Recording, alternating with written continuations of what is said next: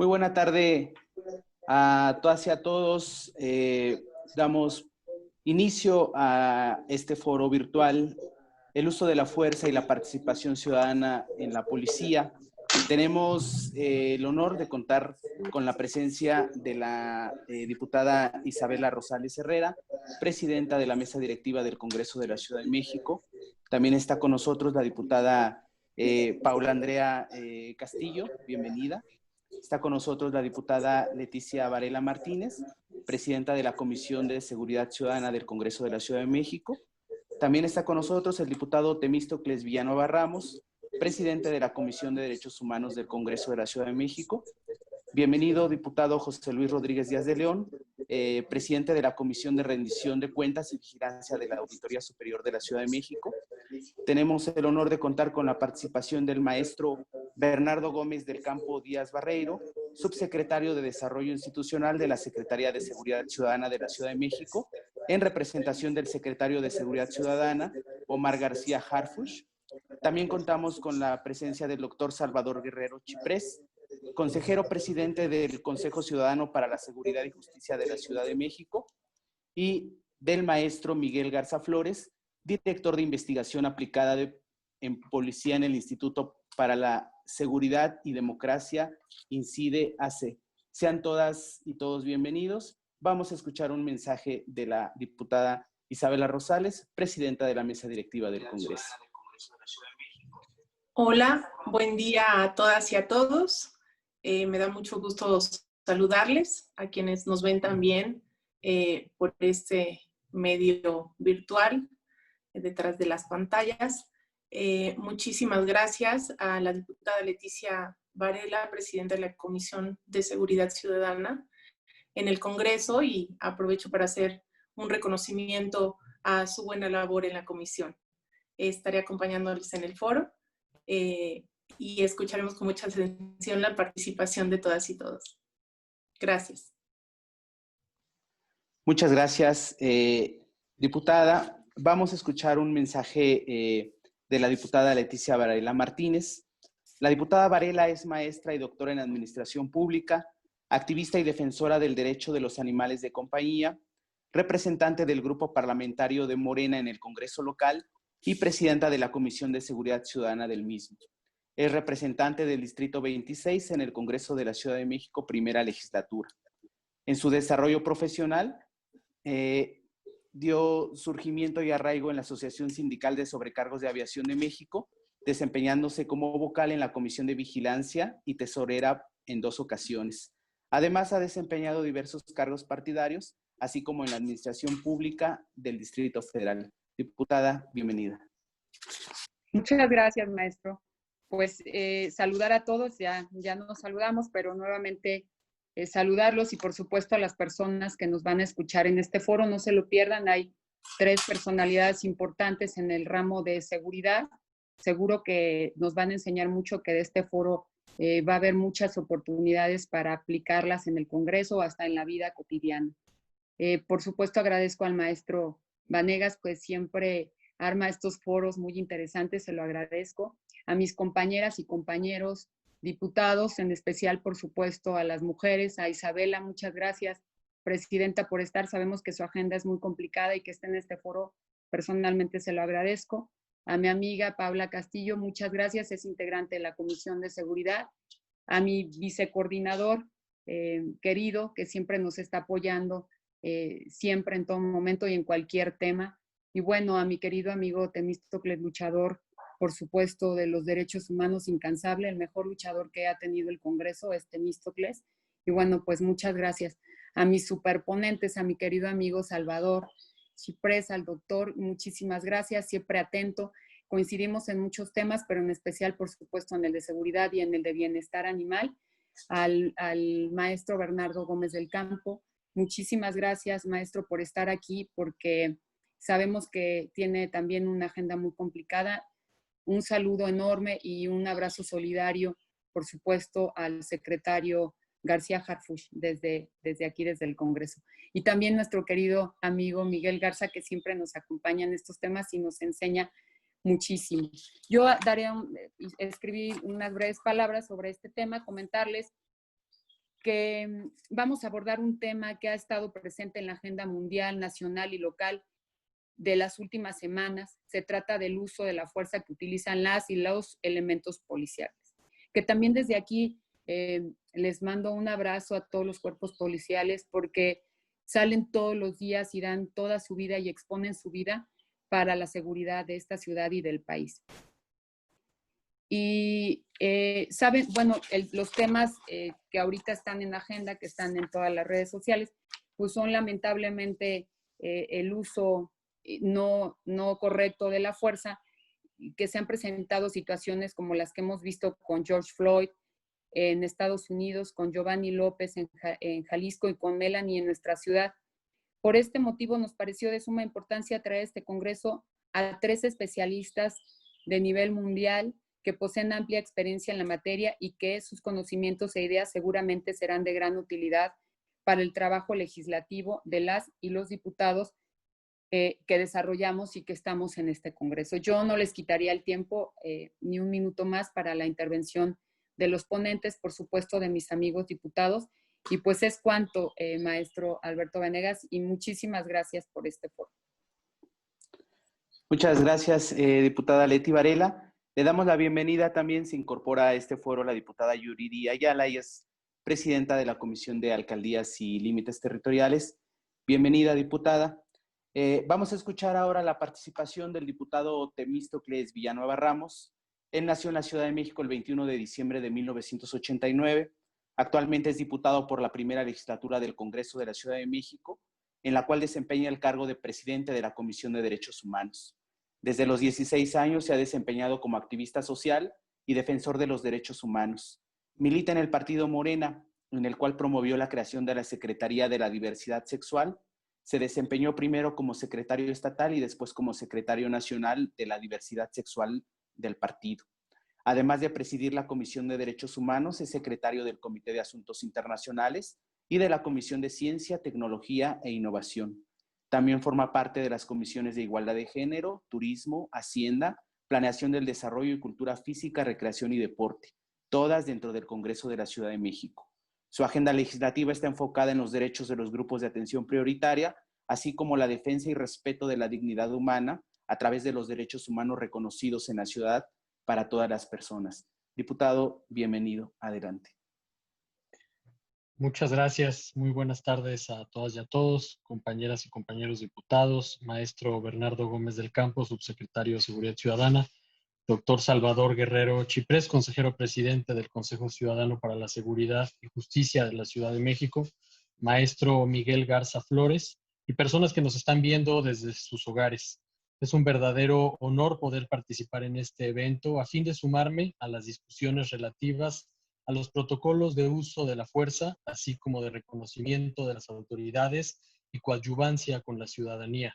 En primera instancia, quiero recalcar el reconocimiento al Consejo Ciudadano para la Seguridad y Justicia de la Ciudad de México, pues es satisfactorio saber que nuestra urbe cuenta con un mecanismo donde es claro que la protección de los grupos de atención prioritaria y las personas que ejercen su derecho a la protesta y la libertad de expresión serán beneficiadas en los escenarios que hemos visto, violaciones a los derechos humanos por parte de algunas fuerzas públicas.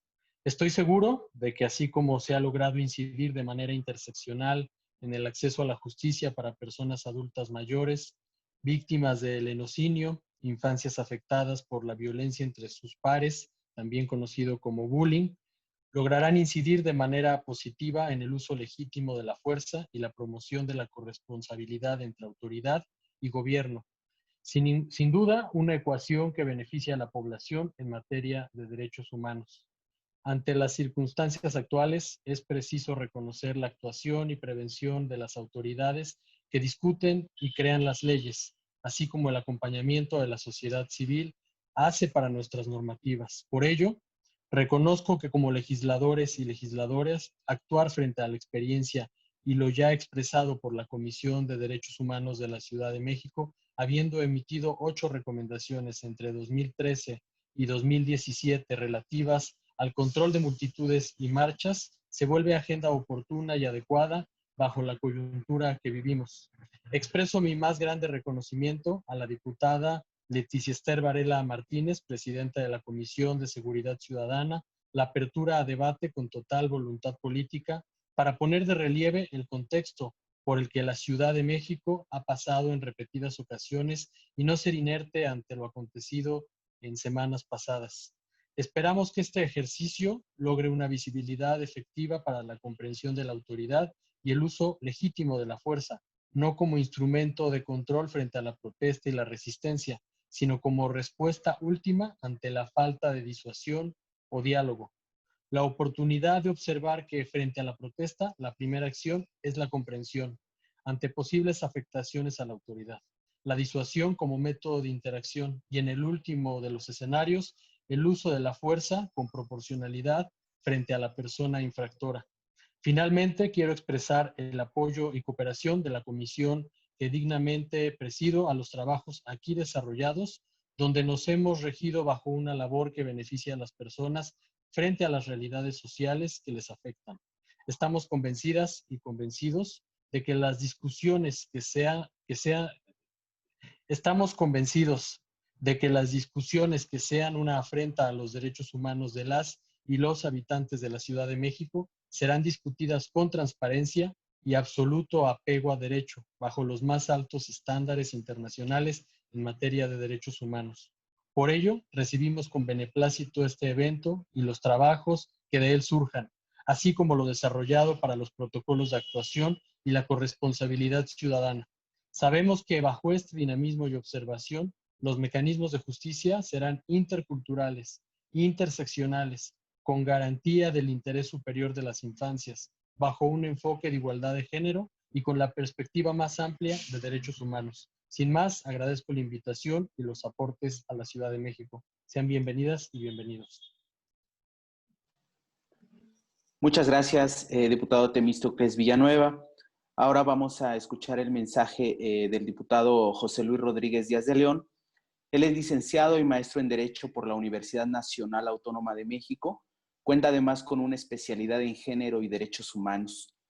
En cuanto a su experiencia laboral, ha sido secretario técnico en la Asamblea Legislativa del Distrito Federal, Cuarta Legislatura, integrante del gobierno electo en la Delegación Cuauhtémoc como director general jurídico y de gobierno. También ha sido director general de Desarrollo Social en la Delegación La Magdalena Contreras y en el gobierno de la Ciudad de México ha sido director general de Asuntos Agrarios. Actualmente preside la Comisión de Rendición de Cuentas y Vigilancia de la Auditoría Superior de la Ciudad de México y es vicecoordinador del Grupo Parlamentario de Morena en el Congreso. Diputado, bienvenido. Gracias, maestro Vanegas. Realmente me da mucho gusto tener la oportunidad de compartir este foro con compañeras y compañeros que tienen una expertise realmente muy importante en el tema. Saludo que por supuesto con mucho agrado a quienes nos acompañan en esta mesa. Y me parece que este es un tema muy importante para la Ciudad de México porque tiene que ver con distintos derechos. Cuando hablamos del uso de la fuerza en relación con las manifestaciones, me parece que lo fundamental es justo empezar a realizar una ponderación de derechos. El tener la posibilidad de manifestarnos, sin duda es para mí un derecho llave. Es un derecho que reivindica derechos, el de la manifestación. La ciudadanía o los habitantes, cuando salen a las calles a exigir la restitución de algún derecho vulnerado, lo hacen ejerciendo este derecho de carácter constitucional, que es de la manifestación.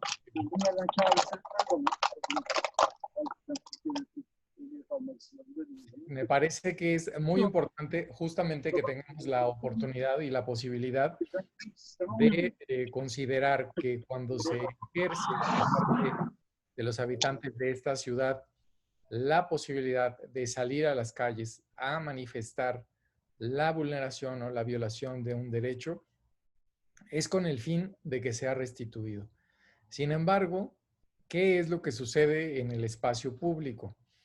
Como órganos de gobierno se tiene la obligación de carácter constitucional de salvaguardar ese derecho a la población, pero también se tiene la obligación de salvaguardar la integridad y el patrimonio de las personas, que no necesariamente están en una manifestación para la reivindicación de un derecho, pero no tienen por qué ser objeto de una afectación de carácter colateral. Me parece que en ese contexto la Ciudad de México ha hecho esfuerzos legislativos significativos. Fue en 2008 cuando se crea el primer ordenamiento que tiene que ver con el uso y la regulación de la fuerza en la Ciudad de México, y a partir de ahí esa legislación a nivel local ha tenido diversas modificaciones.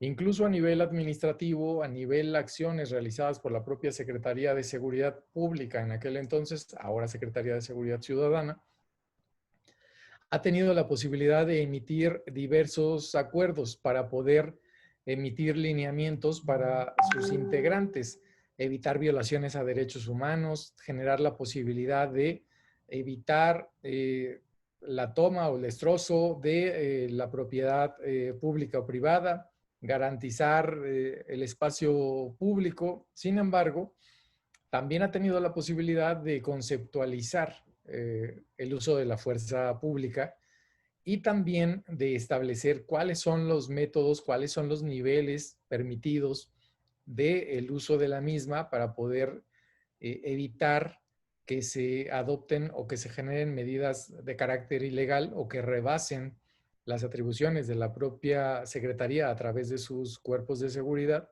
y que con ello se evite vulnerar de otra manera los derechos también de quienes deciden salir a manifestarse. Me parece que la suma de esfuerzos de la ciudadanía también ha sido clave en este contexto, porque si bien es cierto que la anterior Asamblea Legislativa emitió en principio estos ordenamientos a los que nos referimos en 2008, y luego la Secretaría de Seguridad tuvo la posibilidad de actualizar y emitir primero lineamientos, luego ya lanzó un protocolo, y después de los protocolos se fueron actualizando y se fueron sumando con acciones de la entonces Procuraduría General de la República, donde también a través de acuerdos definió como violaciones graves también en materia de derechos humanos cuando existía un uso o un abuso en el uso de la fuerza para reprimir manifestaciones.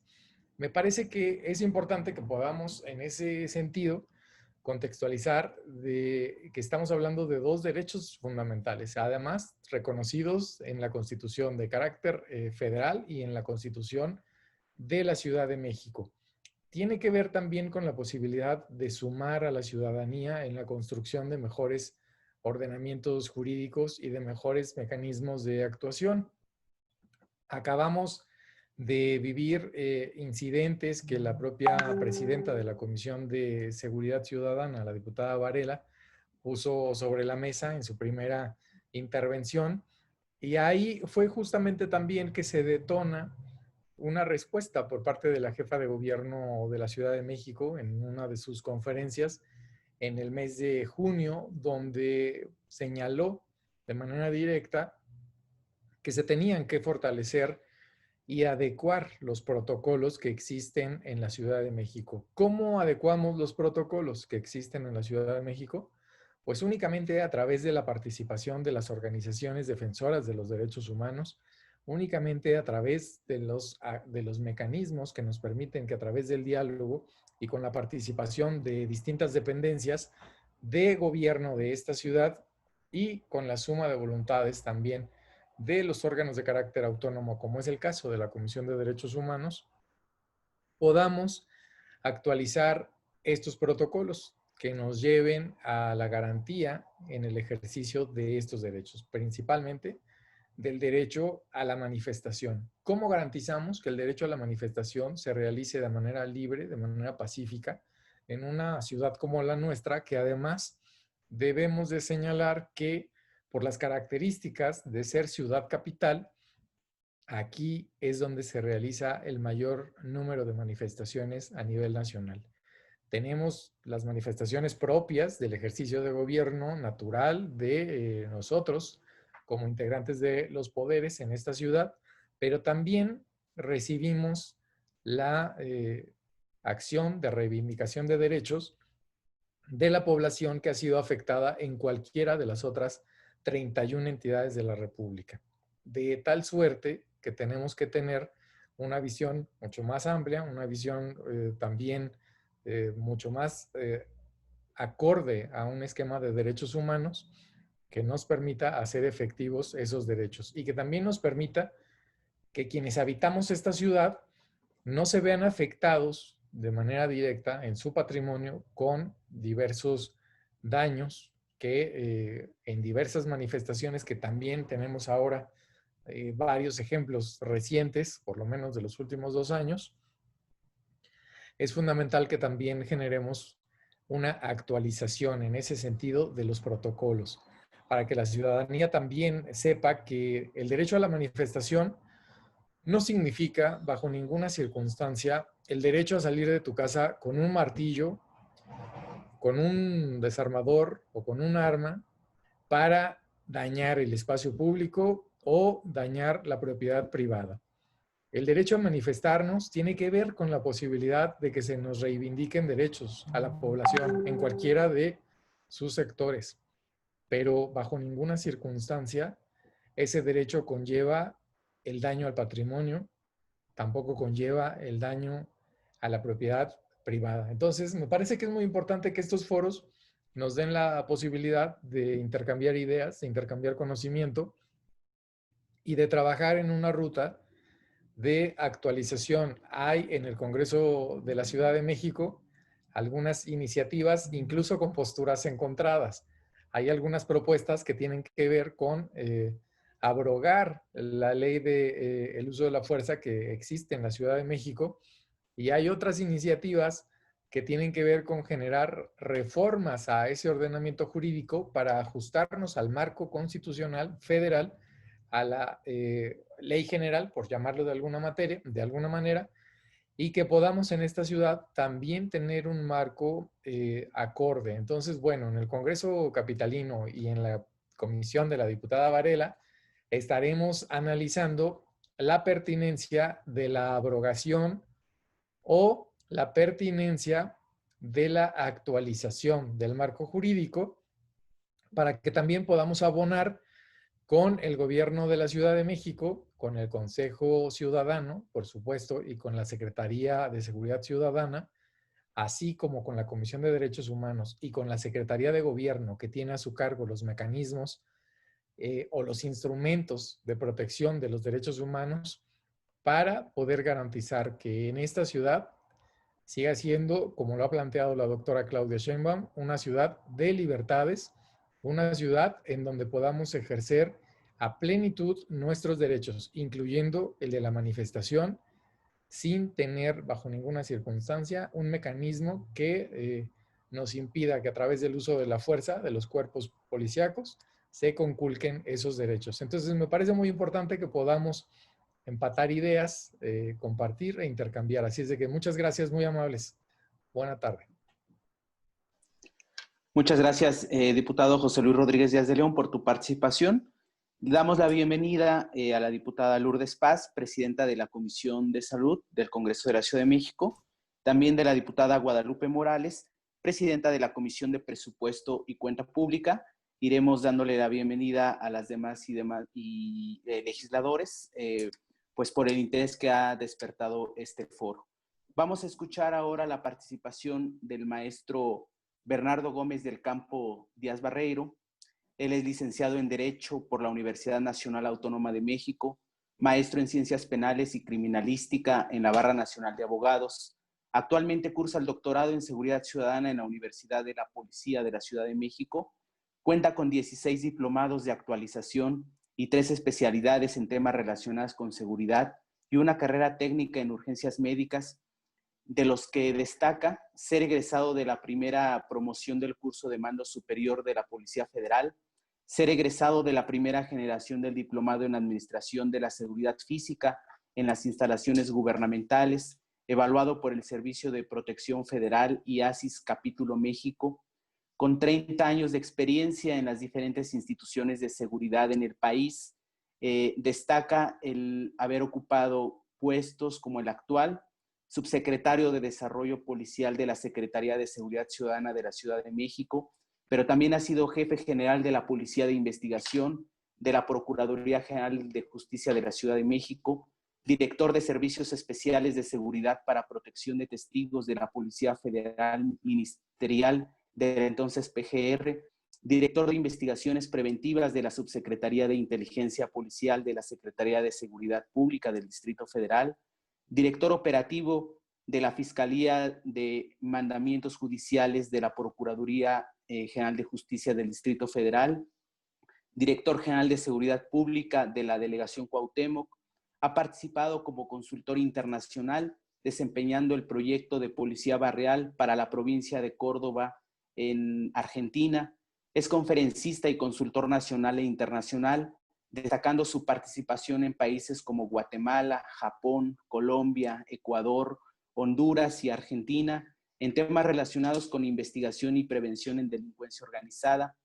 De su autoría cuenta con 4 libros publicados: La delincuencia organizada, una propuesta de combate, 2006, editorial Porrúa; En búsqueda del perfil policial mexicano, 2010, también por Porrúa; Seguridad humana, tema obligado, 2016, editorial Seguridad y Defensa; y Ops policiales internacionales, desde la misma trinchera, 2018, editorial Seguridad y Defensa, del que es autor y coordinador. Fue nombrado en 2 ocasiones doctor honoris causa, en 2018 y 2019, y considerado en 2 publicaciones, SEA y Líderes, como uno de los personajes más destacados en temas de seguridad. Es presidente y fundador de la Asociación Civil Misiones Regionales de Seguridad.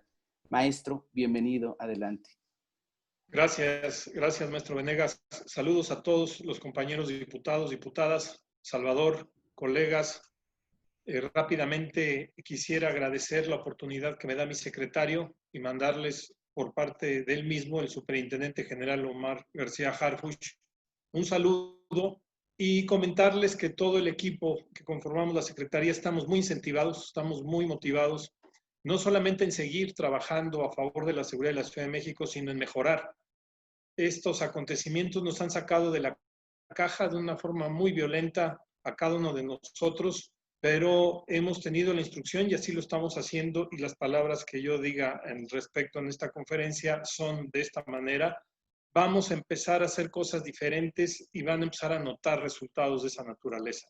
Inicio con una idea, y he escuchado las intervenciones de los señores diputados y diputadas, y lo inicial que tenemos que hacer es reconciliar la ley con la operación. Esto es un tema muy, muy importante, puesto que la ley va por un lado y la operación va por el otro. Y esto es tarea de todos. Me explico. En toda la trayectoria en el ámbito policial que he tenido la oportunidad, siempre nos hemos encontrado con un problema de la aplicación de la ley en el campo, de la aplicación de la ley en el día a día, tanto en la prevención, en la investigación, como en la persecución del delito. En el lado de nosotros, como desarrollo institucional, estamos trabajando en ello, puesto que si no reconciliamos la ley con la operación, hoy nos vamos a encontrar con cadetes, futuros policías, que salen enfrentados con estos conceptos de derechos humanos. Hoy en esta academia, lo tenemos que decir, le habla a un cadete sobre derechos humanos y hagan de cuenta que le está hablando de un examen de matemáticas o de cálculo, donde no sabe por dónde empezar a escribir, por dónde empezar a entenderlo. Además de toda la animadversión que trae, producto de la mala publicidad del sí o sí respeto a los derechos humanos. ¿Qué hemos hecho nosotros? Nos hemos estado ocupando, por instrucciones de nuestro secretario, para hacer operativos los derechos humanos. ¿Cómo hacemos operativos los derechos humanos? Tenemos que hacer que nuestros cadetes y nuestros policías generen el hábito de la práctica del respeto al derecho humano hasta que se convierta en un hábito. Y sí lo podemos hacer. Si hacemos una conducta reiterada en forma continua, esto se convierte en un hábito. Pongo un ejemplo. En una línea de tiradores, cuando damos e integramos un curso de tiro, hacemos siempre cerca de 1000 saques rápidos en seco. ¿Qué significa esto? el cadete tiene que hacer lo que le llamamos la memoria muscular. Es un concepto muy criticado, dicen que los músculos no tienen memoria, pero utilizar ese concepto precisamente porque en el ámbito del tiro policial lo usamos. Él tiene que enfrente de un espejo, de una silueta, sacar durante su adiestramiento más de 1000 veces el arma de fuego, en una posición cómoda, en un empuñamiento perfecto, con una respiración con cierta cadencia, con los ojos bien abiertos. Es decir, todo un proceso que nos va a llevar precisamente a que él genere lo que nosotros llamamos esa memoria muscular. Lo hace tantas veces que en el momento que tiene que emitir un disparo, no tiene que mandar su sistema nervioso central a las manos o a los músculos la instrucción de disparar, y el buen tirador se hace tirando. ¿Y esto qué sucede? Al hacer una memoria muscular genera un hábito de disparo. Cuando se ve frente a una situación de alto riesgo para él o los ciudadanos, él lo que hace es responder. Esto es el hábito. Imagínense si conseguimos hacer habitual el respeto a los derechos humanos. Cuando simple y llanamente un policía actúe conforme le han enseñado y entonces opere los derechos humanos practicándolo como un hábito. ¿Cómo hacemos esto? Lo estamos haciendo aquí en la universidad. Cada nivel de uso racional de la fuerza que le corresponde curiosamente al cumplimiento de uno o más derechos humanos materializados en garantías, podemos pensar entonces que si en forma recurrente utiliza el hábito del uso de fuerza, está respetando los derechos humanos. ¿Y por qué lo digo esto? Fíjense, el primer punto de uso racional de fuerza es la presencia. No hablemos de los catálogos que puedan estar considerados en México o en otras partes del mundo. Hay niveles muy, muy claros aceptados en todas las doctrinas. La presencia es el primer uso de fuerza racional. Y esa presencia tiene que ver precisamente el cómo un policía se presenta ante un ciudadano. Y en eso estamos trabajando. Se llama imagen, se llama seguridad, se llama dignificación y se llama profesionalización. En otros países, y no me gusta usarlo, pero lo tengo que hacer, simplemente el policía se acerca al ciudadano y con la pura presencia del ciudadano le tiene respeto a la autoridad. Y eso es algo que no está en una ley, es algo que nosotros en la Secretaría tenemos que promover y tenemos que operar. Desde la propia universidad, desde que los cadetes llegan, hemos ampliado inclusive las horas de capacitación, internado, pensando en 6 meses internados sobre 2 de prácticas en especializaciones, donde el día 1 tienen que ganarse cada una de las partes de su uniforme. Eso da identidad, da mística, da presencia, da orgullo y va generando en el policía una visión de mando y de control desde el punto de vista de autoridad, no desde el punto de vista de control de uso de fuerza. Si nos vamos a un segundo nivel, donde ya podemos hablar de los comandos verbales, entonces imagínense que si tenemos una buena presencia y un buen comando verbal, que no es otra cosa más que saber utilizar las palabras idóneas para poder tener una entrevista ciudadana, damos un segundo paso. Y ese comando verbal nos lleva a hacer entrevistas tanto pasivas como activas con un ciudadano. Inclusive bajar la voz que el ciudadano alza simplemente por estar frente a una autoridad. Y podemos llegar a métodos alternativos de solución de controversias y hasta control de multitudes con un comando verbal que sea activo, pero en una posición digna como autoridad y con respeto hacia la ciudadanía. Si seguimos buscando el uso de fuerza, entonces ya hablamos de un contacto físico corporal y ya podemos hablar del uso de manos.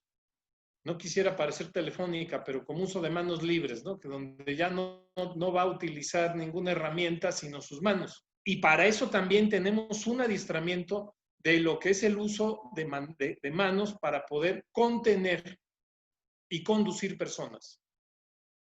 Aquí hemos visto, desgraciadamente, cómo nuestros cuerpos de contención de multitudes regresan la violencia, regresan la pedrada, se convierte en una lid callejera, en lugar de que esto sea una contención y una dispersión de la violencia. Si ya hablamos de lo que es el uso de contacto físico, entonces podemos llegar inclusive al uso de armas intermedias, y ahí es un tema importante para reglamentar. ¿Qué es un uso de armas intermedias? Estamos hablando de bastones policiales, de PR-24, inclusive de taser, lo conocemos, los gases, y todo lo que lleva a contener la violencia o la agresividad de un ciudadano hacia la autoridad. Y el último caso, el último eslabón, el uso de arma letal. Entonces, imaginen ustedes que si coincidimos el entrenamiento con las 7 habilidades básicas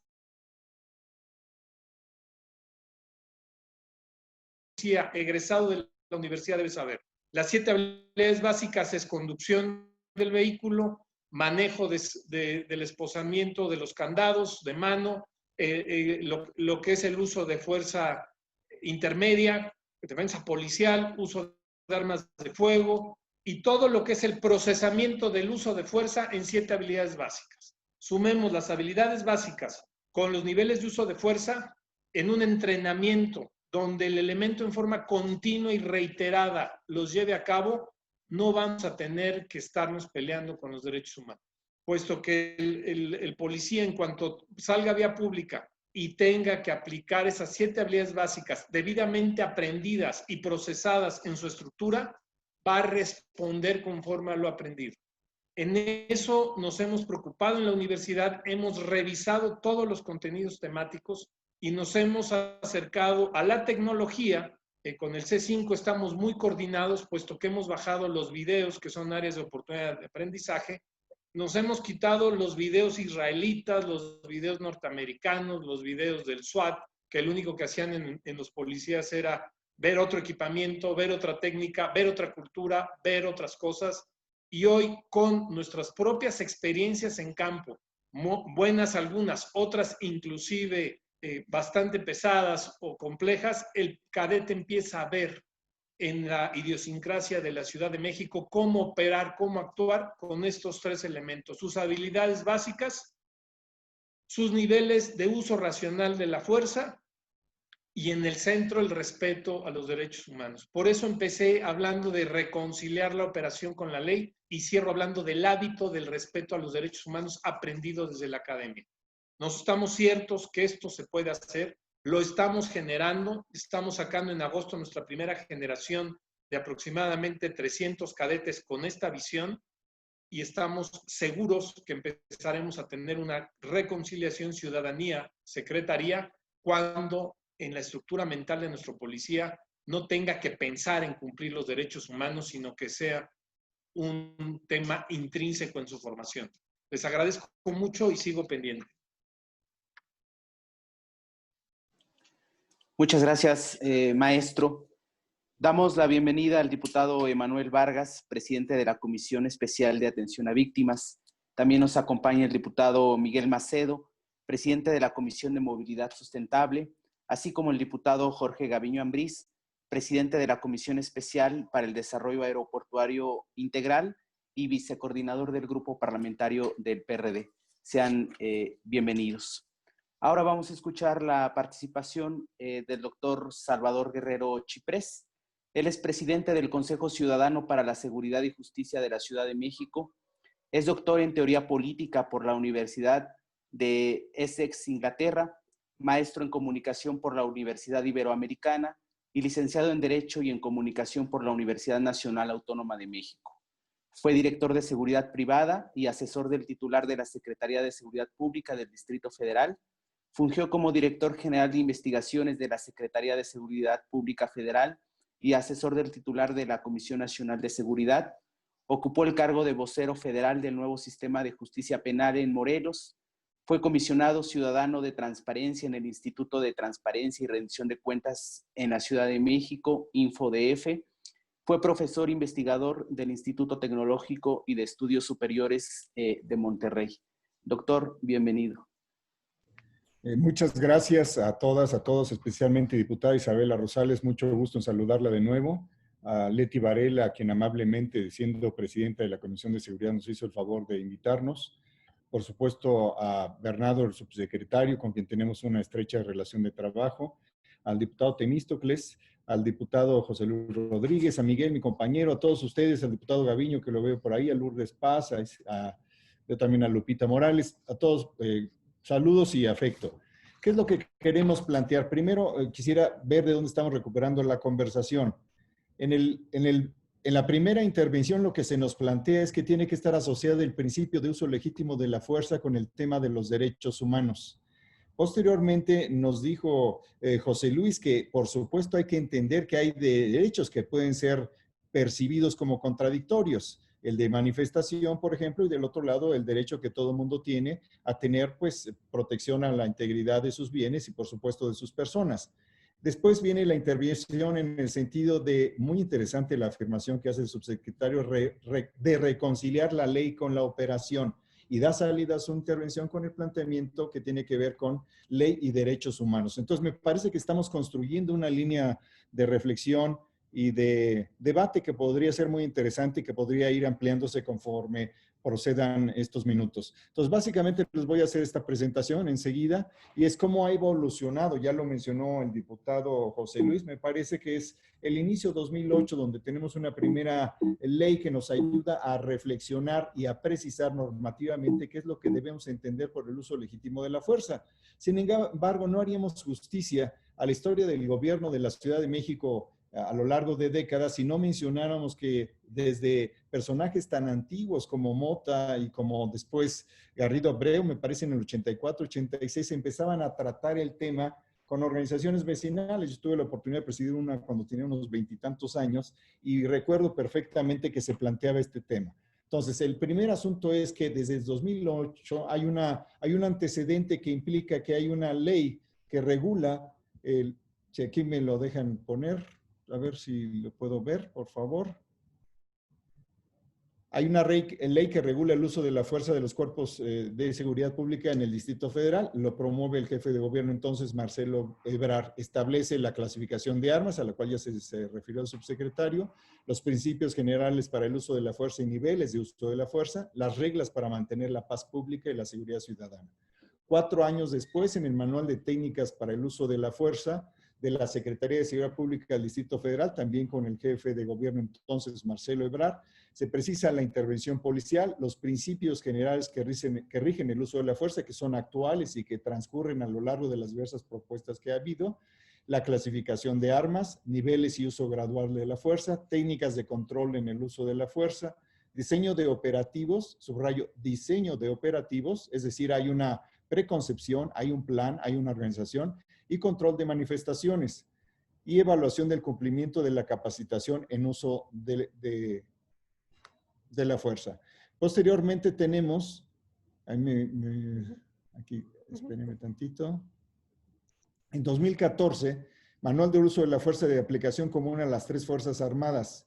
Ya como presidente de la República, Peña Nieto, el concepto y principio del uso de la fuerza, circunstancias en que procede el uso de la fuerza y el tipo de armas y mecanismos, medidas para disminuir posibles daños a terceros, ya mencionado también por los 2 legisladores que presidieron la palabra, medidas para disminuir esos posibles daños, está ahí subrayado, los protocolos de identificación y métodos de disuasión y persuasión. Posteriormente tenemos en 2017 ya Manual para el Uso de la Fuerza, Comisionado Nacional de Seguridad en ese momento, una designación que implicó una modernización y rediseño administrativo que después fue modificado. En él se precisan niveles para el uso de la fuerza, criterios para uso de la fuerza y armas de fuego, guía para el uso de la fuerza y derechos humanos. Hay que subrayar que el mismo equipo o integrantes del mismo equipo que estuvieron en la discusión del 2011, 2013, están presentes un segmento de ellos en la elaboración de esas propuestas y ellos ya llevan el ADN de introducir ahí el asunto de derechos humanos.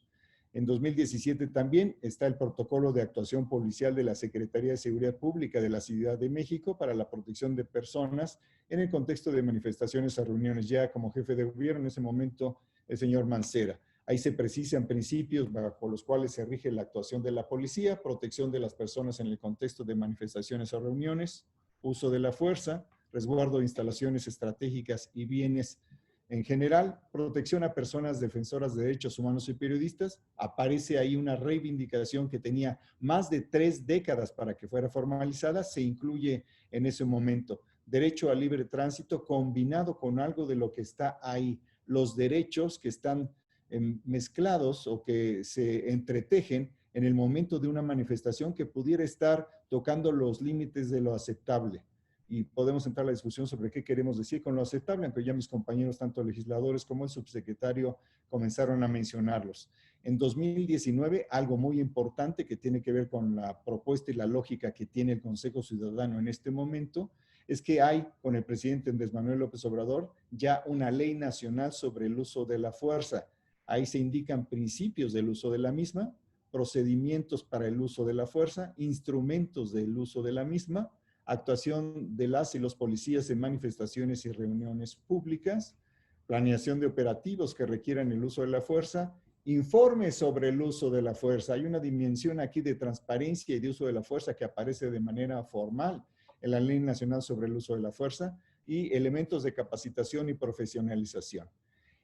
Hay que recordar que desde el 2019, por primera vez en la capital nacional, tenemos una ley del sistema de seguridad ciudadana que llamábamos antes seguridad pública, de la Ciudad de México, ya siendo la jefa de gobierno, la doctora Claudia Sheinbaum Pardo. Ahí se establecen bases, mecanismos e instrumentos para garantizar la paz y la seguridad ciudadana, las acciones en materia de seguridad ciudadana que tendrán un eje central en el asunto de la atención a la persona. Recordemos que el principio por persona aparece constitucionalmente de manera universal en la reforma del 2011 y aquí ya aparece de manera muy concreta en lo que tiene que ver con la legislación específica relacionada con la seguridad ciudadana.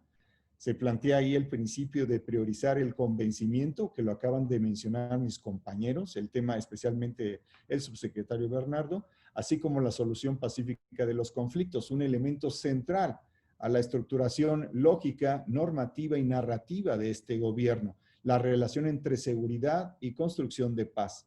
Y la idea de que el uso de la fuerza se sujetará a las disposiciones de la Ley Nacional sobre el mismo uso de la fuerza y que serán, ya se enumeraron los principios, pero básicamente que será excepcional y proporcional, ya mencionados también. Menciono la afirmación que hace el 7 de junio la titular del Poder Ejecutivo Local, que manifiesta: queremos la mejor policía capacitada y formada frente a protestas de este tipo, en alusión a las que se habían registrado el día previo, en donde siempre busquemos la formación, los protocolos de actuación que eviten el abuso policial, que no haya abuso policial, pero al mismo tiempo puedan contener sobre todo la agresión a las personas. Algo muy importante que ya fue enunciado en las intervenciones previas. ¿Cuál es el límite de un derecho y cuál es el límite que tiene que seguir otro actor, potencialmente un actor jurídico, que puede reclamar los derechos en su favor? Y la voz ciudadana que mantiene que nosotros sostenemos eso, que nadie está en contra de las manifestaciones, pero al mismo tiempo hay que reconocer, y habría que mostrar datos para aludir a la posibilidad de que esto no fuera cierto, que nadie está a favor del abuso policial y nadie está en contra de fortalecer el Estado de Derecho. Por lo tanto, requerimos precisión no solo normativa, sino operativa. Y aquí no nos pusimos de acuerdo el subsecretario y yo. Sí estamos planteando que tiene que haber un encuentro, una conciliación lógica, normativa, política y una gestión democrática de esa frontera que separa el asunto del derecho de la operación policial, entendiendo el derecho como el conjunto de los mismos y que convierte a todos en derechos humanos desde la reforma del 2011. Entonces, en el 2020, de lo que estamos hablando es de la posibilidad de un nuevo protocolo para el restablecimiento del orden público en el contexto de la protesta social. Dice la doctora Sheinbaum al respecto: el protocolo no es un tema de reglas, es también de los escenarios que se presentan y cómo actuar. Tiene que ver con una convicción, y la convicción, dice la doctora Sheinbaum, de que su gobierno es que no puede permitir el abuso policial y la represión. Entonces, ahí se manifiesta en el sentido de tener que tener una policía capacitada. Entonces, básicamente de lo que estamos hablando aquí es de principios que nos son cercanos a todos los que estamos aquí y que estamos planteando en lo que tiene que ver con armonizar la normatividad de la Ciudad de México con la Ley Nacional sobre el Uso de la Fuerza, establecer parámetros de actuación policial en el marco de protestas sociales, se ha mencionado aquí, y trabajar bajo los principios generales del uso de la fuerza, que son absoluta necesidad, legalidad, prevención, proporcionalidad y rendición de cuentas, que ya están enunciados en la ley nacional. Y el propósito, por supuesto, es proteger el derecho a la protesta social a personas defensoras de los derechos humanos y periodistas y a todas las demás personas.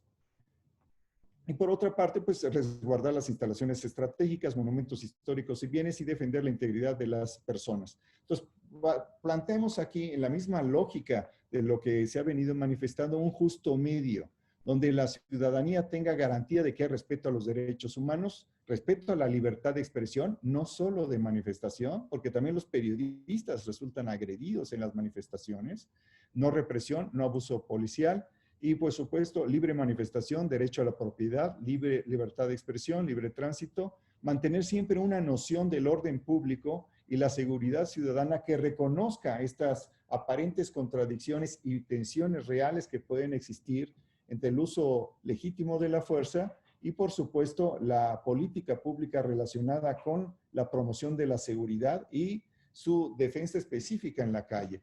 Y reparte de la policía, pues la protección de las y los policías también, que a fin de cuentas son sujetos jurídicos y pueden ser actores también de su propia reivindicación naturalmente. Y además por el tema del espíritu de cuerpo, ¿qué es lo que piensan los policías respecto de la forma en que se discute, se debate y se opera en la calle la frontera entre la ley y la intervención que tienen ellos que realizar para proteger la ley, particularmente la propiedad y los derechos de terceros? Entonces, eso tiene que ver con mejores esquemas de operación y erradicar la corrupción. Entonces, básicamente de lo que estamos hablando es que tenemos que desarrollar un tema de acompañamiento ciudadano que nos permita desahogar estos temas y también las afirmaciones básicas que tienen que ver con que si han ocurrido abusos policiales, en el Consejo Ciudadano tenemos la convicción de que la enorme mayoría de los policías son responsables, son honestos, son cumplidos, sacan a defender el trabajo, sacan a defender los derechos, toda su potencial, toda su disposición de hacerlo.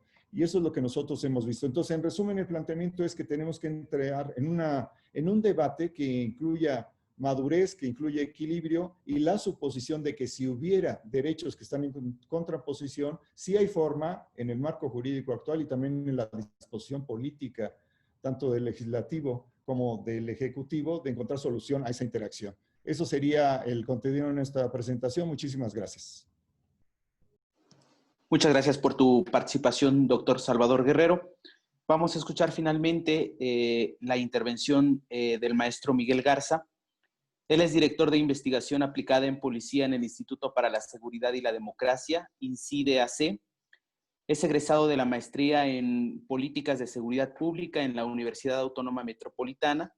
Cursó el diplomado en Inteligencia Policial en la Policía Nacional de Colombia. Es parte de la Red Latinoamericana de Profesionales de Prevención del Delito de la Universidad de Chile y representante en México de la Red Latinoamericana de Estudios sobre Seguridad y Delincuencia Organizada de la Facultad Latinoamericana de Ciencias Sociales, FLACSO, con sede en Ecuador. En el ámbito laboral, en la Policía del Distrito Federal, coordinó un grupo de policía de proximidad.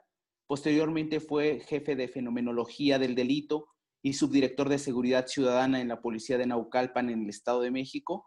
Como consultor participa en diversos proyectos con agencias de policía estatal y municipal. Imparte clases en el Instituto de la Judicatura Federal y en instituciones policiales. Bienvenido, maestro Miguel Garza, adelante. Gracias, muchas gracias por la invitación. Saludos a las diputadas y los diputados, en especial gracias a la diputada Leti Varela por la invitación, a la diputada Isabela, muchas gracias. Yo les hice una presentación que es muy rapidita, para hablar del uso de la fuerza y la participación ciudadana en una modalidad bien interesante que se llama supervisión civil de la policía. Miren, voy a platicarles un poco de la complejidad del uso de la fuerza en el trabajo policial y les voy a mostrar unos datos que recopilamos en INCIDE en un proyecto que nos encargó la Defensoría USAID nos encargó un diagnóstico nacional de la situación del uso de la fuerza y entre los resultados, y miren, no me puse de acuerdo con el maestro Bernardo que dijo, le regresan la pedrada a los policías, pues ahí está captado en una imagen, en una manifestación en la Ciudad de México, un policía que recoge pues una piedra y la regresa tal cual a los manifestantes, que no viene eso en su protocolo, hay que decirlo. No dice así su protocolo, no, aunque sea el nivel de fuerza correcto al nivel de agresión, pero pues no se trata de eso, ¿no? Miren, uno de los datos que salió en ese momento, el diagnóstico es de 2017, es antes de la Ley Nacional del Uso de la Fuerza, y fíjense qué interesante, salió solamente que 5 estados del país contaban con una regulación para regular el uso de la fuerza, perdón, con una legislación para regular el uso de la fuerza.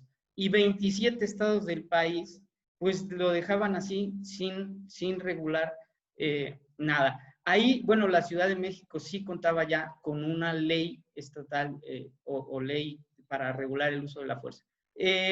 Y dentro de ese diagnóstico también nos pidieron que recopiláramos de las comisiones estatales de derechos humanos el número de quejas contra la policía estatal y municipal de esos estados. Y en el caso de la Ciudad de México, miren, lo que salió es que el 39% de los abusos se derivan de una detención por falta administrativa y el 22% de una detención en un evento masivo, que ahí incluye manifestaciones o digamos, cuando hacen control de multitudes, o un evento deportivo, un concierto, o sea, incluye las dos cosas, el evento masivo, tanto una manifestación como...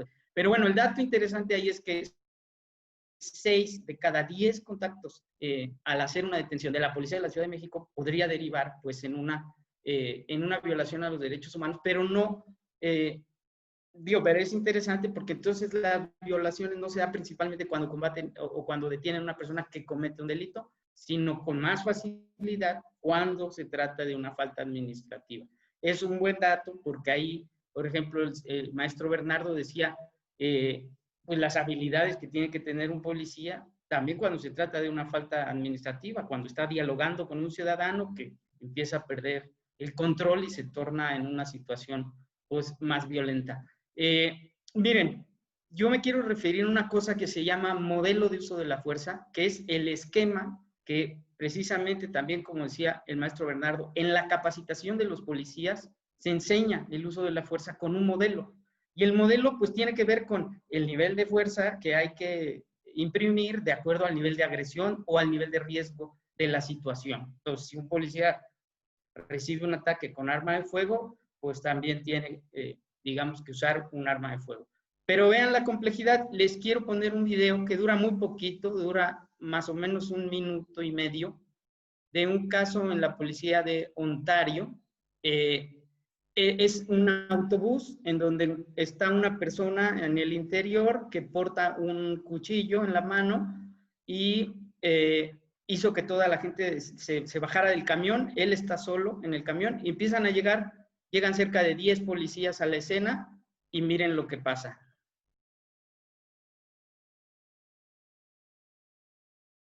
Le pide que tire el cuchillo, no lo tira, y los policías y el maestro cuentan con equipamiento suficiente, ¿no? Llegan a la escena todos, ahí vemos un oficial que le está apuntando con un arma de fuego, pero se escucha pues cómo llegan más, ¿no?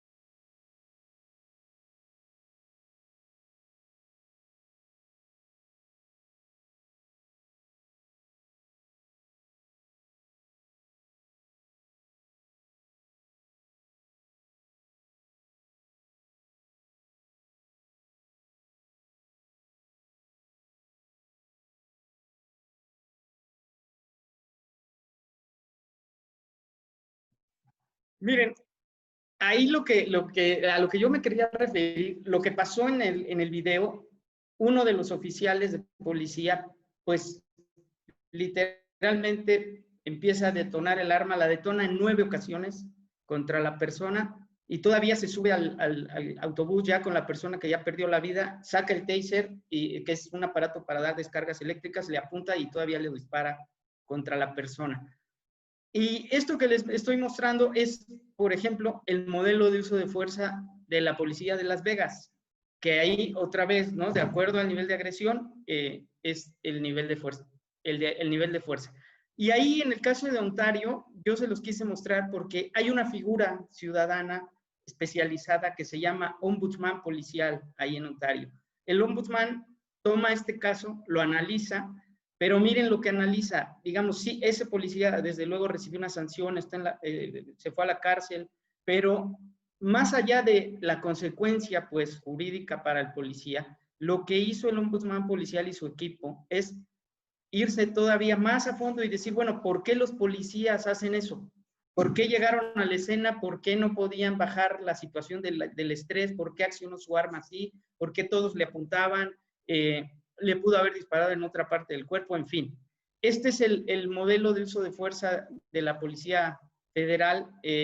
Todavía al año pasado, pues, con este aprendían los cadetes de la Policía Federal a usar la fuerza.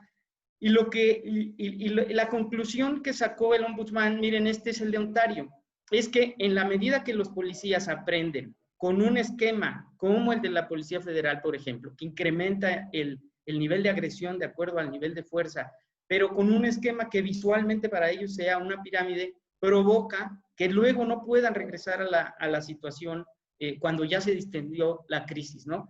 En el caso de Melanie, por ejemplo, vemos a los policías como pues ya no hay necesidad de seguir haciendo lo que hicieron, pero no se puede, digamos, calmar y tranquilizar y reducir el nivel de tensión.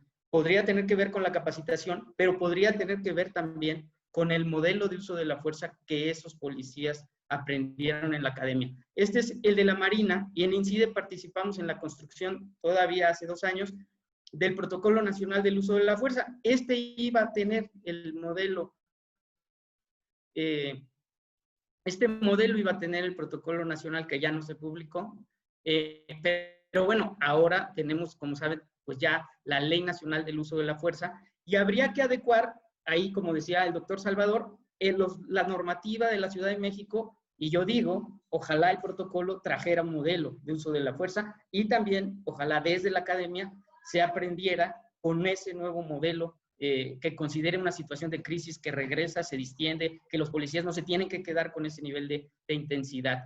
Miren, en Oaxaca nosotros colaboramos en el desarrollo de un protocolo de actuación del uso de la fuerza con perspectiva de derechos humanos, de género y de interculturalidad.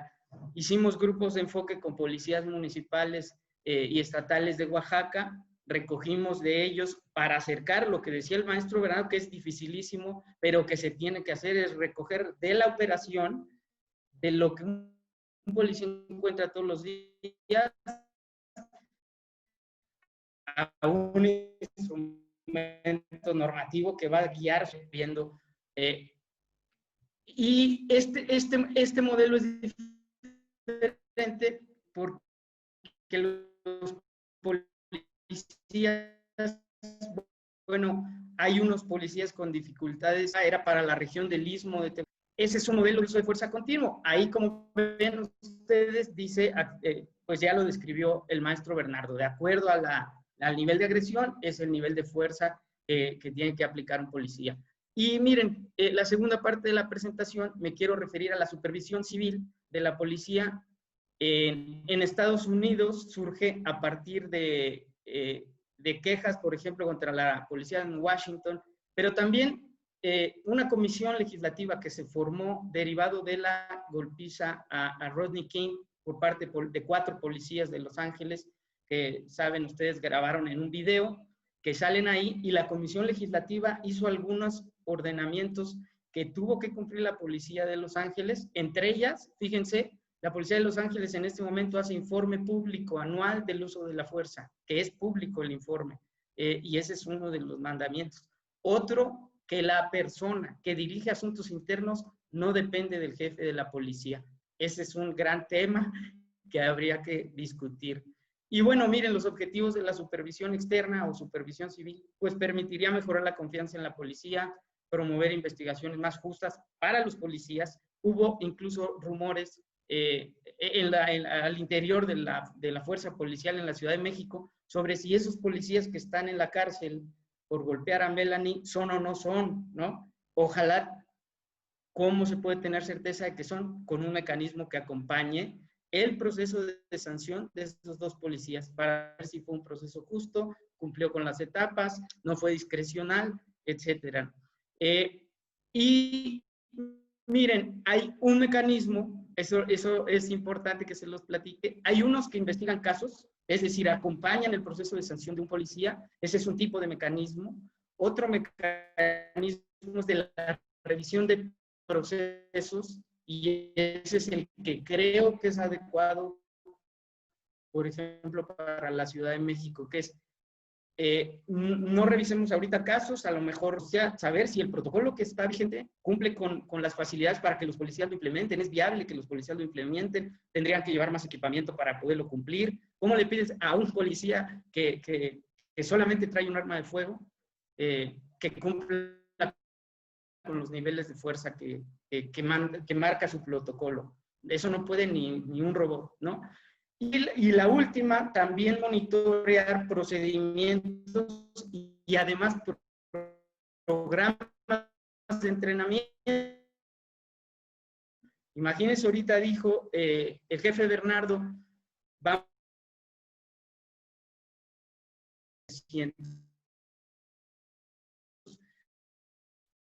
después de 6, 8, 10 meses de operación ya en terreno afuera, para ver si sirvió, si fue apegado a la realidad que ellos salieron a encontrar. Lo que dice esta lámina es, en el informe de gobierno de la jefa de gobierno, que la policía de la Ciudad de México realizó detenciones de personas 38,000 en un periodo de 8 meses por delito y 143,000 en ese mismo periodo de 8 meses por falta administrativa. Ahí es el que yo les decía. Entonces, un policía de la Ciudad de México, aunque está la situación pues grave de violencia en este momento, atiende muchas más faltas administrativas que delitos. Entonces, también habría que tomar en cuenta los problemas que los policías tienen a la hora de llegar a detener personas que no están cometiendo un delito, que están cometiendo una falta administrativa, ¿no? Ahí acuérdense del dato que les di, 4 de cada 10 quejas derivadas de una detención por falta administrativa. El otro punto, miren, este dato está bien interesante. Ahí, como decía el doctor Salvador, la policía en esos 8 meses realizó 582,494 revisiones a personas. 500,000 revisiones a vehículos. Con ese nivel de contacto, claro que es viable una violación a los derechos humanos. O a lo mejor uno diría forma de uso de la fuerza, por ejemplo, como si es en... Y luego también voy a terminar con esa propuesta, el mecanismo, ¿cómo podría ser? Miren, ahí este dato es bien importante. La Policía de la Ciudad de México tiene una de las áreas de asuntos internos más grandes. Bueno, la más grande del país. Hay más de 400 pretores de llama policial y un agentes de policía en flagrancia delictiva. De un estado de fuerza de 82,000 policías,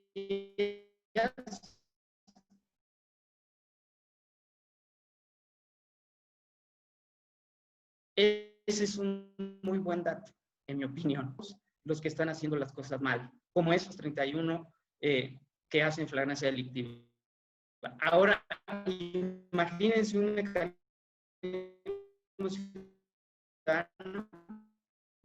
que ayuda a mecanismo ciudadano especializado que ayuda a potenciar ese mensaje y que junto con la Secretaría y con el Consejo puede ser en delito. Quizás son más, sí, pero no el número tan importante como señala, por ejemplo, la percepción de la ciudad en relación a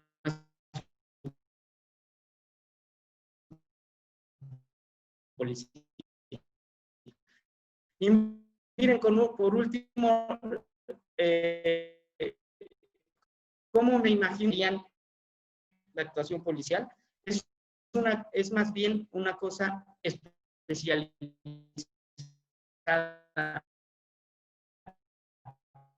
con personas que hayan sido policías, con personas que conocen derecho, puede ser a través del Consejo de la Ciudad de México, que revisa y acompaña, como ya dije hace rato, o procesos, revisa y verifica que no sea discrecional y que cumpla con las etapas que señala el procedimiento, o también que recomienda cosas de implementación en los operativos. Muchas gracias. Muchas gracias, maestro Miguel Garza. Ahora vamos a escuchar si algún diputado o diputada tiene alguna pregunta concreta. Quisiera leer 5 preguntas que nos han llegado del público, que hemos sintetizado. Dicen... Maestro, perdón, antes de iniciar la pregunta, a mí me gustaría solamente pedirle unos 2 minutitos más al doctor Chiprés, que si nos puede hablar de estas comisiones ciudadanas contra la corrupción y el abuso contra las mujeres. Sí se pasó algo, pero muy pequeño, tantito que abundara en ese tema porque para mí es de relevante importancia, por supuesto contra la corrupción, pero el abuso contra las mujeres. De hecho, estamos preparando una iniciativa que luego se la presento, doctor, para que nos dé su visto bueno, para no solo el abuso de las y de los ciudadanos contra las mujeres policías, sino dentro de la misma policía, los hombres policías que violentan a las mujeres. Si nos podría nada más detallar un poquito ese asunto, no le quito más de 2 minutos, si me lo permite, maestro Vanegas. Sí, por supuesto, diputada, adelante.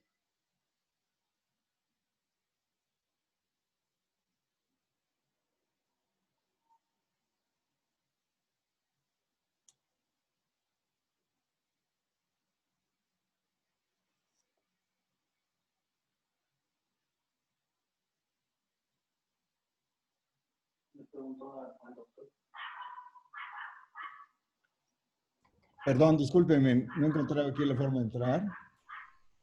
Y aquí está ya. Miren, de esto que está mencionando nuestro compañero de INCIDE, quiero mencionar que desde el 16 de julio se crean las comisiones ciudadanas contra corrupción policial y violencia a mujeres policías de la Ciudad de México. Es muy importante porque el esquema implica que por primera vez en la historia de América Latina, en la Ciudad de México, hay una comisión ciudadana contra corrupción policial que está encabezada por el Consejo Ciudadano, donde la presidencia la ejerce el Consejo Ciudadano. Está presente la Secretaría de Seguridad Ciudadana, está presente la Secretaría de Gobierno, la Fiscalía General de Justicia, y dominan y predominan los consejeros ciudadanos. Y ahí se analizan temas de corrupción policial que a veces van con el tema de abuso de la fuerza o los comportamientos que en 40%, como ya se dijo aquí, están presentes en las principales omisiones de carácter normativo en que a veces incurre una parte de la policía. Y la otra, que es una comisión muy importante que no tiene, y revisamos la literatura y lo que está en la experiencia del mundo, que es una comisión ciudadana contra la violencia a mujeres policías, a veces o con frecuencia ocasional de sus propios compañeros. Entonces, también hay un predominio del Consejo Ciudadano y aquí está además la presencia de la Secretaría de las Mujeres y también de lo que es propiamente la Comisión de Derechos Humanos de la Ciudad de México. Entonces, es la primera vez que en América Latina hay una comisión que encabezan, predominan y controlan los ciudadanos y que tiene presencia pertinente, es decir, no están ausentes las autoridades, sino que están invitados a la participación. Y aquí el esquema, a propósito de lo que mencionaba nuestro compañero de INCIDE, que básicamente ya hay un ejercicio de esto, vamos a cumplir 1 año en esto y hemos tenido una relación directa con las autoridades compartiendo desde la denuncia que llega aquí, todo el proceso de la recepción, la clasificación de las llamadas anónimas, los textos que demuestran acciones u omisiones, el informe que se acompaña de opinión calificada, la comisión que da seguimiento y que entrega un informe tanto a las fiscalías especializadas, a la Secretaría de Seguridad Ciudadana o a la Fiscalía General de Justicia y a las dependencias que mencioné. Es importante porque en el debate hay que introducir en dónde estamos en la Ciudad de México. Hay un avance muy importante, pues tal vez no tengamos mucha publicidad, pues no tenemos pauta y no hemos hasta ahorita preferido la publicidad, sino la operación para entregar resultados a la ciudadanía, porque aquí han llegado centenares de llamadas y reportes sobre esto que hemos desahogado. Con esto quería, gracias diputada y gracias a todos por permitirme comentar eso, pero consideré conveniente que a partir de lo que dijo el maestro, pudieran tener esta perspectiva contemporánea, actual y útil para encontrar dónde se encuentra la Ciudad de México en comparación con cualquier ciudad del mundo. Gracias.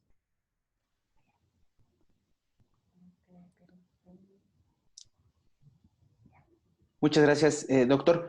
¿Alguna diputada o diputado quiere formular alguna pregunta? Tenemos 5 del público que les voy a dar lectura. Dice, ¿qué protocolos quedan pendientes para regular el uso de la fuerza? ¿Cómo puede participar la ciudadanía para reducir el uso de la fuerza a su mínimo nivel? ¿Cómo se están coordinando las diferentes instituciones para garantizar la paz y la seguridad? ¿Cuál es el lindero que separa el uso de la fuerza y el mantenimiento del orden público con el derecho a la manifestación? ¿Cómo se puede estimular y reconocer a los policías que hacen bien su trabajo? Estas son preguntas del público. Si alguna diputada, algún diputado quisiera hacer alguna pregunta, algún comentario. Diputado Gaviño.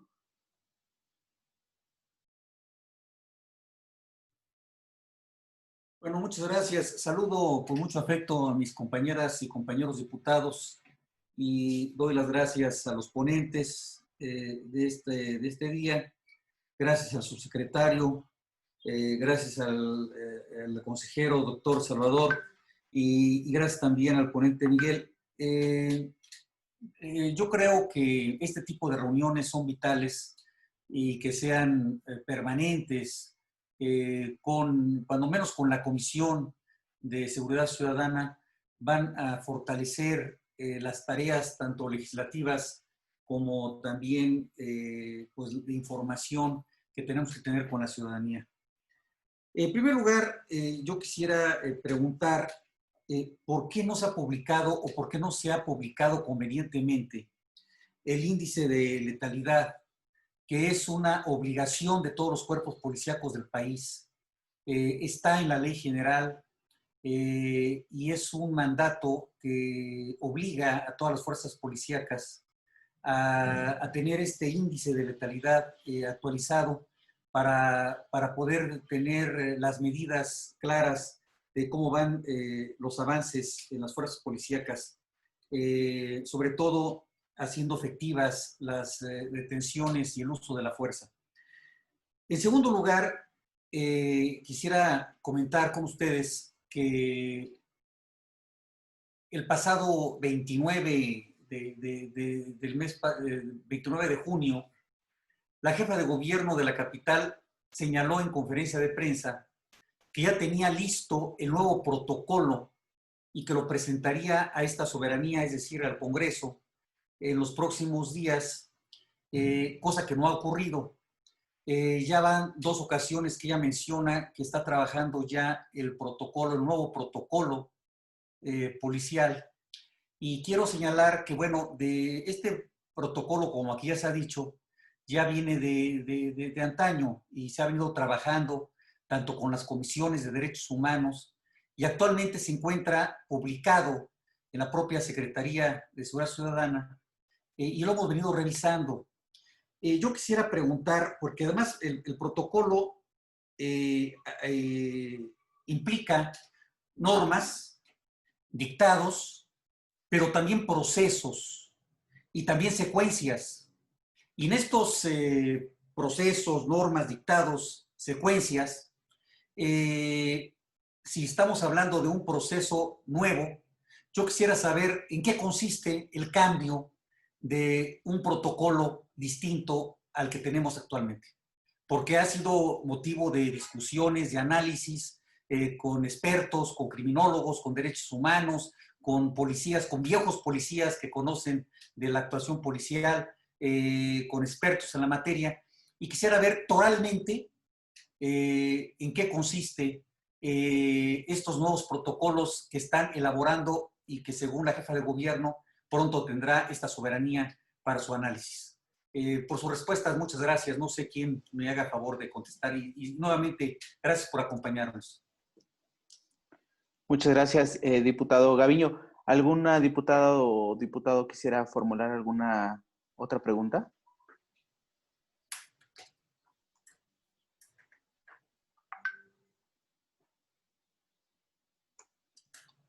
Me parece que nada más, ¿verdad?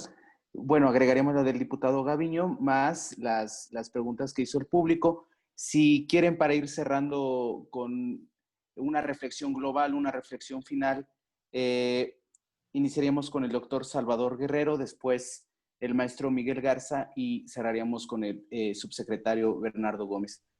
Doctor, por favor, si fuera tan amable. Creo que una de las preguntas centrales de las que se han mencionado tiene que ver con cómo se establece el lindero entre los derechos.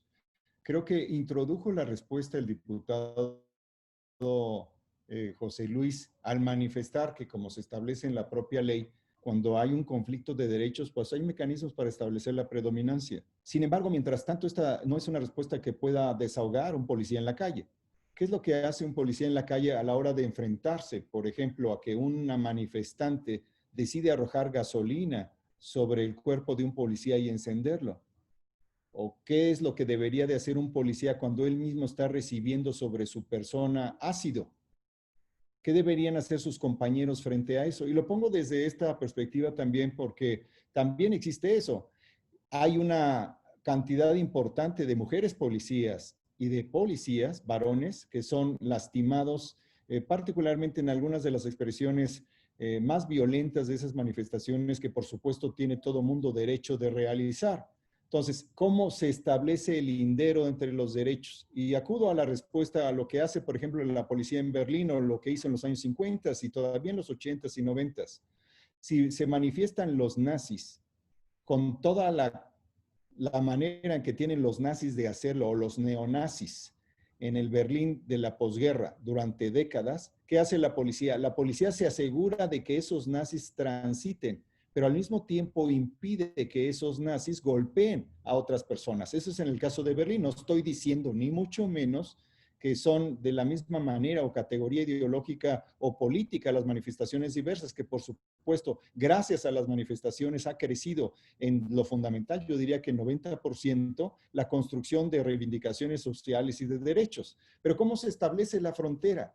Que es una pregunta centralísima. Así que yo sostendría en principio que tenemos que acudir al reconocimiento de que esos derechos, como lo establece la ley, conviven. Está el derecho de tránsito, está el derecho de manifestación, el derecho de libertad de expresión, literalmente como si estuvieran personificados en la calle, ahí transitan los derechos. Y la policía tiene que garantizar que todos esos derechos, más el de los dueños de los edificios o de los negocios, pues tengan, valga la redundancia, derecho al respeto a la integridad de sus bienes y de sus personas. Entonces, en el futuro, yo creo que todos debemos contribuir a construir una policía que asegure los derechos de todos de manera simultánea. Entonces, ahí está construido, me parece, la primera respuesta a esta pregunta central sobre los linderos.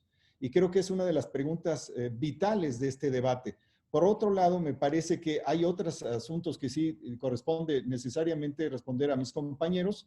Yo en particular diría que yo he sido convocado a algunas reuniones y yo estoy seguro que muy pronto se va a publicar o se va a comunicar lo que proceda de este protocolo o la actualización, como sugiere que se está haciendo el diputado Jorge Gaviño. A mí me parece también que hay que reconocer que a lo largo de la historia se ha ido aportando definiciones sobre lo que son los protocolos. Inclusive déjenme decirles miren, se parece, ¿estás de acuerdo, Miguel, que es como el que presentaste?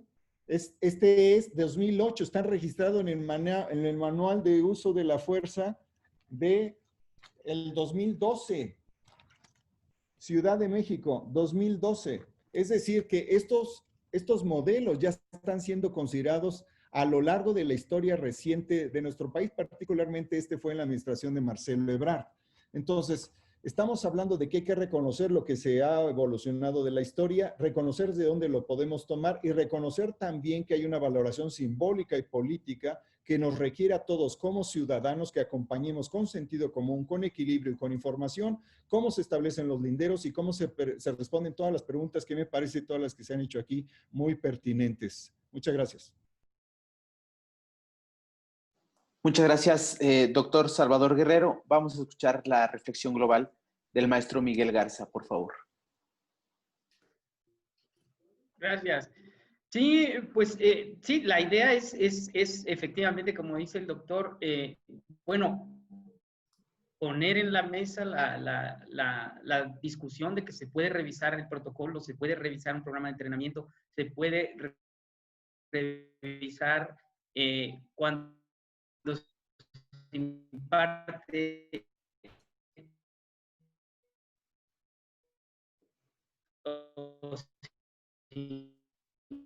o se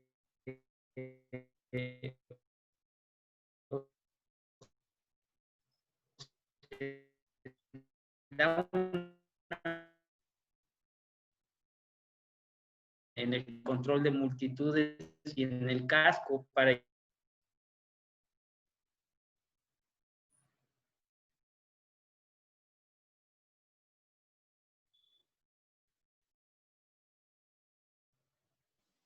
Maestro, tenemos un poco de problema con tu fue. internet y tu audio está apagado, por favor. Se me fue. La última parte. ¿Ahí me escuchan? Pero, ¿ahí ya me escucharán? Estaba yo al final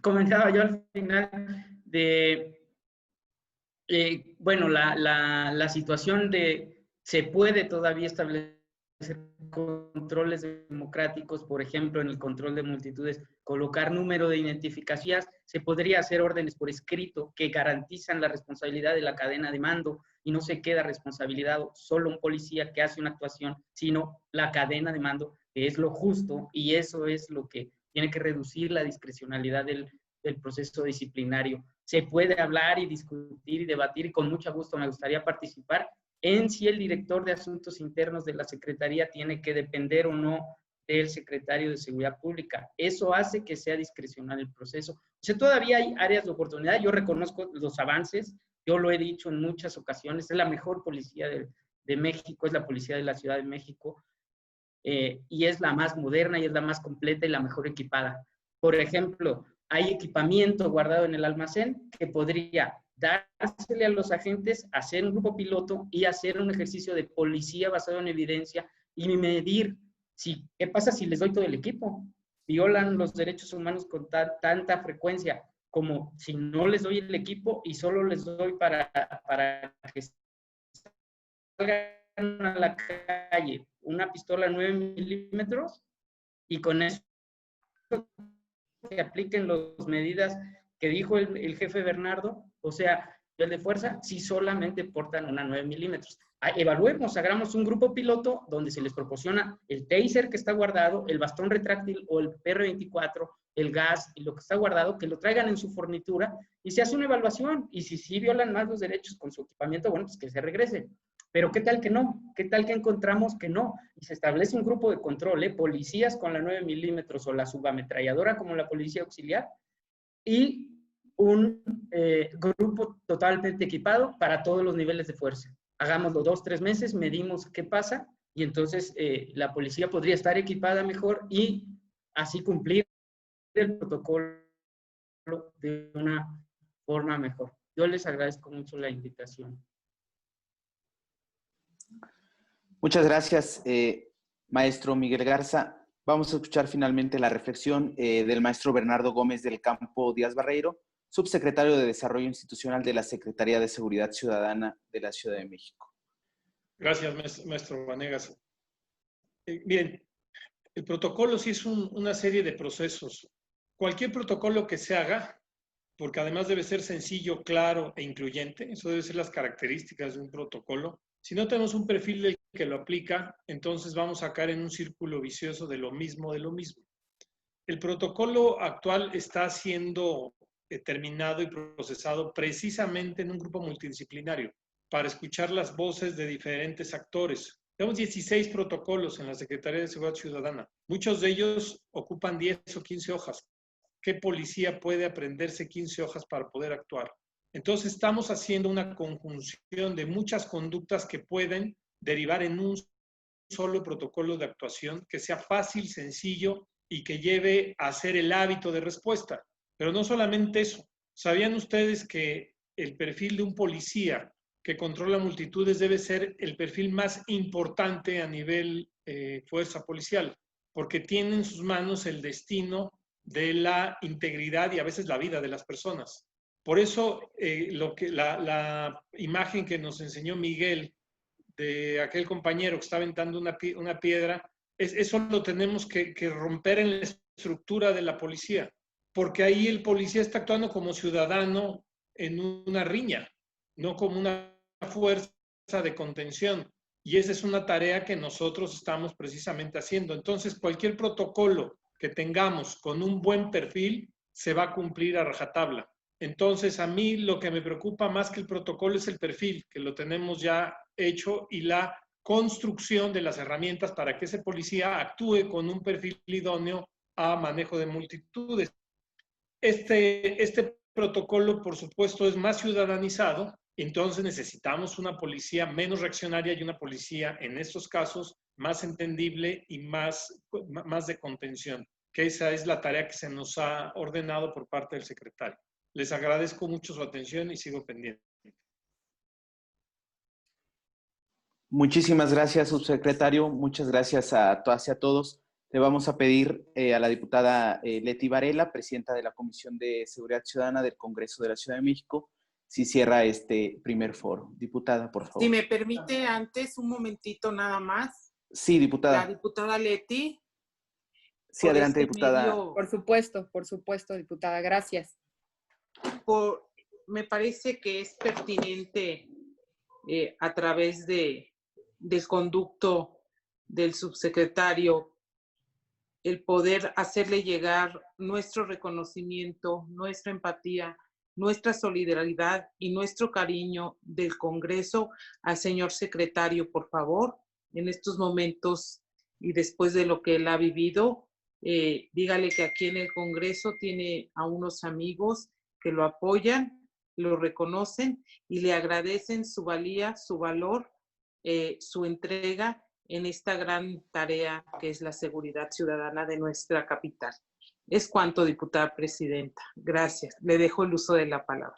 Diputada, un comentario nada más a propósito de lo que acaba de decir la diputada Lupita Morales. Quiero comentarles que el día de ayer se reunió la Comisión de Honor y Justicia, donde participan también organismos de la sociedad civil, y ahí se decidió 2 premios póstumos para los policías que perdieron la vida en ese contexto. No hay más que indicarles que sí hay una decisión de la ciudadanía y del gobierno, me parece, de reconocer, y en particular, pues eso acompaña este reconocimiento que está haciendo la diputada Lupita Morales. Muchas gracias. Qué bueno. Muchas gracias. Gracias a los dos. Bueno, pues ustedes lo acaban de decir, tenemos la mejor policía del mundo y por supuesto que también tenemos al mejor secretario de Seguridad Ciudadana. Por supuesto, nuestro cariño. Tiene aliadas y aliados en el Congreso. Hicimos un muy buen trabajo cuando presentamos la armonización de la ley, de la nueva ley de la Secretaría de Seguridad Ciudadana. Hicimos un excelente trabajo.